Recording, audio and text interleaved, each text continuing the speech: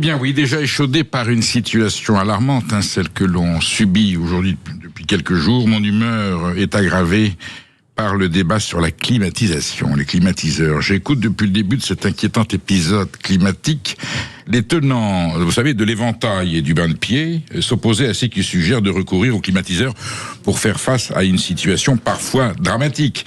Et comme d'habitude, une partie de la gauche écolo-bobo, assez présente sur les médias, dénonce avec virulence l'usage du climatiseur au nom de la préservation de l'environnement. Curieusement, ceux qui se revendiquent du combat d'avant-garde, en général les écologistes, se placent dans ce camp, et de l'éveil des consciences face au fléau de l'époque, sont aujourd'hui totalement à côté de la plaque. C'est qu'on a envie de leur dire, mes chéris, vraiment, là, vous tenez vos pompes par les lacets. Parmi eux, évidemment, les cathos de gauche, toujours prêts à expier les erreurs du passé et de la social-démocratie qu'ils ont soutenues. On a fait des bêtises, mais il faut payer. Donc à ce moment-là, il faut continuer à crever de chaud dans les appartements. Le problème, c'est que la France a les moyens de mettre en place une politique de climatisation cohérente et respectueuse de l'environnement. Premièrement, du fait que nous disposons, grâce à l'ampleur retrouvée de notre parc nucléaire, de l'énergie suffisante et totalement décarbonée pour fournir l'énergie nécessaire aux climatiseurs. Au passage, merci aux crétins qui nous ont fait perdre 15 précieuses années pour gagner les voix des amis de Dominique Voynet et de François Hulot. Qu'est-ce qu'on n'a pas fait pour avoir les voix de l'écologie? La facture aujourd'hui, elle est évidemment tragique.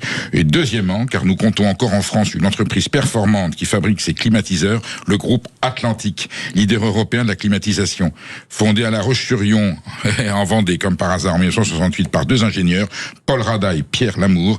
Cette société est l'un des fleurons de l'industrie française, avec un savoir-faire de haut niveau et une technologie de pointe. C'est l'unique producteur de climatiseurs en France, avec une capacité réelle d'équiper notre pays. Il devient donc urgent de prendre les décisions qui s'imposent. Je précise que le groupe Atlantique a été repris en mars dernier, aberration supplémentaire, par un consortium nippo-américain, Palomarine. Mais bon, Atlantique n'en reste pas moins en France et se porte bien, avec un chiffre d'affaires évidemment tout à fait satisfaisant. Nous avons donc les moyens, nous, les Français, de cette adaptation qui ne résoudra certes pas le problème, c'est pas ça qui va inverser le réchauffement climatique, mais qui permettra de faire face en tout cas aux urgences. À ceux qui, confinés dans leur certitude, réfrigérés à coups de dogme, parce qu'ils en sont là, considèrent que le climatiseur renvoie de l'air chaud dans l'atmosphère, il convient d'opposer les études attestées confirmant que c'est peanuts par rapport aux causes massives d'émissions de gaz carbonique.